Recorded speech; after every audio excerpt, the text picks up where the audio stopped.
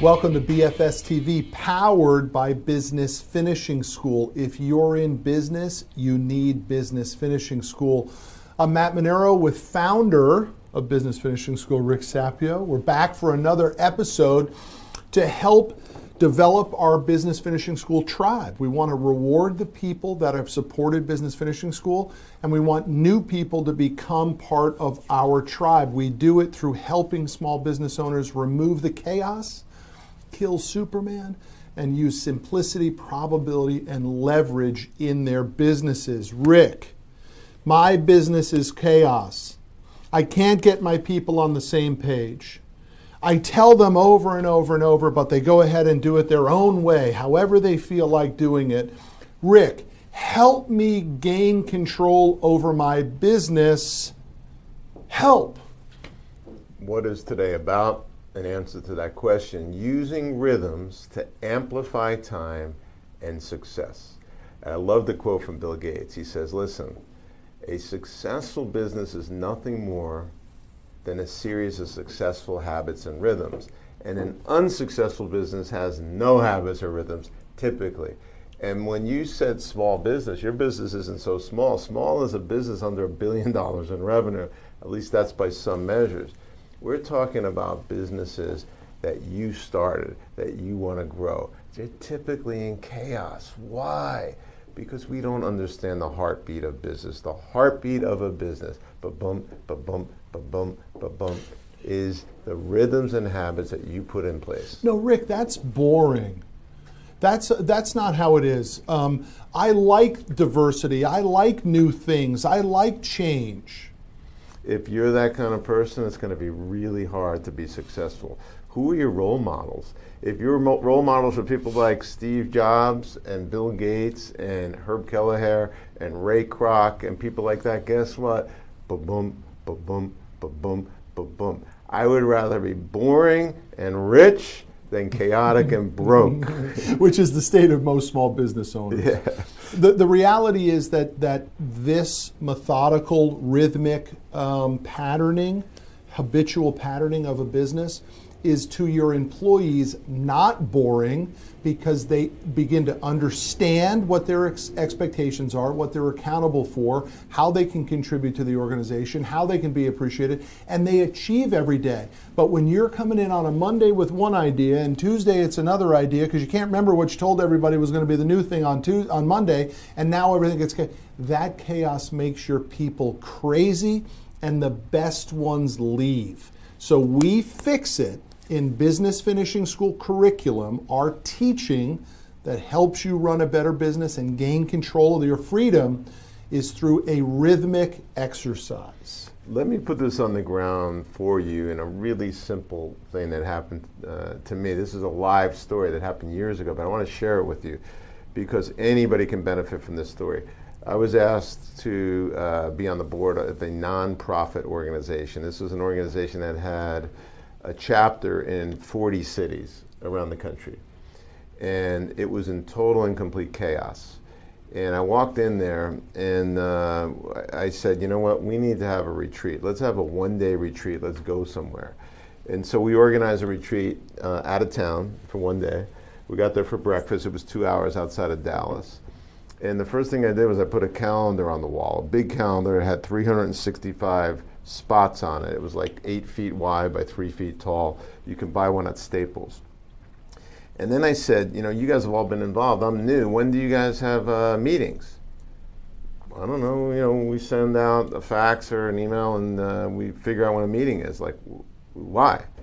I go, well, from now on, we're going to have meetings at 7 a.m. on the third Wednesday of each month. So I got up there and I wrote 7 a.m. on the third Wednesday of each month. I go, when do we have new member drives? Well, you know, whenever we get around to it. No, that's kind of a quarterly thing. How about we do that on the third week of every quarter on Wednesday night? Because if we're going to have the meetings, we should do it the same day. So we go up there and we write it. And we literally spent the next couple of hours filling in every important thing on that calendar in a rhythmic way. And I am not exaggerating. This is the God's honest truth. That chapter went from 40th in the United States to top 5 within a year. Mm-hmm. Why? Because it started running itself. Yeah. Now everybody was used to the heartbeat and the rhythm of that organization. Anybody can do this. Installing rhythms in my business has been perhaps the single greatest thing that we have ever done as far as communication goes, because people need to talk, and the lunatic business owners that most of us are, we want to talk when we want to talk, and we catch everyone else off guard. Right, and what are you doing? You're texting, you're emailing, you're Facebook. Didn't you get my instant message? No, you got to have a weekly time that you meet everybody. So why don't you tell us about how you do it when somebody requests a meeting with you? So look, we teach the proper way to set up a rhythm in your organization for all of your department heads, and under that, your department heads to their subordinates should all have rhythms with them as well. But what I did in my office was I wanted my rhythm to be the structure of the rhythm to be the same each and every time, and there's no deviation from it. So for example, when I start my rhythm with a staff member, with a manager in my office, the first thing I want to know is I want them to fill out this form. We call it the weekly rhythm planner. And Morgan, maybe we can even get this on the site as well as a download. Go to Business Finishing School and we can give you the actual weekly rhythm planner that I use in my office. I want them to come with a quote of the week. It sets it up for me. Where's your head at? Yeah. Because sometimes they'll give me a religious quote. Sometimes they'll give me a sports quote. Sometimes they'll give me a business quote. I like it. I don't say anything. I don't judge about it. I just want them to do a little work. Tell me what's going on. Well, the next thing I want to know is tell me what the pick of last week was. And in our office, we call it pick and poke. Your pick is what you liked, the most successful thing that happened to you last week, and your poke is the thing you're least happy about, your least successful thing from last week. And I want them to identify. Tell me what you're most proud of and what didn't go so well. The next thing is I want to know your 4 key objectives between this rhythm and the next rhythm. What are the 4 things that you're working on with dates of when you will accomplish them? And then for me, here's where it gets very personal for me. I want to know who you're watching, who you're reading, and who are you listening to? And if the answer is, yeah, nobody, that's a problem for me. Look, I'm a voracious learner. I love to learn. I'm a coachable dude. I've read and listened to and watched thousands of books, mostly on motivational, business, theory. I just have an insatiable appetite. And I probably listen to at least an hour and a half every single day. I never turn on the radio on my way to the office. I never turn on my radio on the way home. I always look forward to a new podcast or a new video or a new book on Audible. I just need to say something about that. I was talking to a friend of mine yesterday. I had lunch with him, and we're going through an election cycle right now, and he's got little kids. I have little kids, and he says, man, I'm just so sick of all the political ads on the radio, and so are my kids. I go, what are you talking about? He goes, I can't stand it. And you know what I said? What political ads? He goes, they're sexual, they're angry. I go, let me get this straight. You're driving your kids to school 20 minutes every morning and you got the radio on? He goes, yeah. It never occurred to him to shut the thing off. I go, you know there's a button. Did you know? So he's filling these little kids' minds up with angry political ads. Wow. Rick, the world doesn't understand that we have more choice of what we consume to feed our brains than ever before. It's a thing called YouTube, it's a thing called podcast, it's a thing called audiobooks. We can get it anywhere we want. And so I want to understand who you're reading, who you're listening to, and who are you watching. And I will offer suggestions in that category based on how that person might be doing. You know, I often will say, you know, listen, you ought to go into Business Finishing School and watch a couple in our office. You ought to go into CFF University and watch a couple of videos. You ought to listen to the E-Myth for someone who's having trouble getting structure built. And then the last one, which I think is most important, is from a management standpoint, is what do you need from me? And I always finish in that question. What do you need from me? And they won't tell you in the first one, and they probably won't tell you in the second. But once the structure of the rhythm begins to happen, they will say, I'm good, which is great for you. because then you get to say, hey, didn't you tell me you were good last week? But now all of a sudden this thing went to heck in a handbasket. Right. Or they'll ask you for what you need. And sometimes I need more paper clips. Great, let's get you paper clips. Or, listen, I need a disciplinary assistance with one of my employees. Great, let me get in there and help you. Last thing on my weekly planner, weekly rhythm planner. Everyone says, not everyone, but a lot of people say you should have an open door policy. And I completely, vehemently disagree with that. That does not mean your door should be shut. More than happy to have an open door policy, but in my office when somebody comes in and says, hey, you got a minute? I'm like, sure, what is it that's on your mind? And they'll start telling me what's on their mind, and I'll say, great, so glad you brought that to me. Would you do me a favor? Save it for our weekly rhythm. And 90% of the time, they never bring it to the weekly rhythm, and most people will spend 90% of their time being reactive to that open door policy. This leads right into a tool that I've been using for over 20 years. It's part of the module inside of Business Finishing School, which is Rhythms to Amplify Time and Success. I have an Excel spreadsheet, and on the bottom of that Excel spreadsheet is the names of all the people that are important to me in my life. My wife, my kids, Matt, he's got his own document, our IT person, Morgan, etc. They're all on the bottom. And whenever I think of something I need to tell them, rather than texting or calling or leaving a voicemail or Facebook, did you get all these different inputs to reach people? I just write it on the list.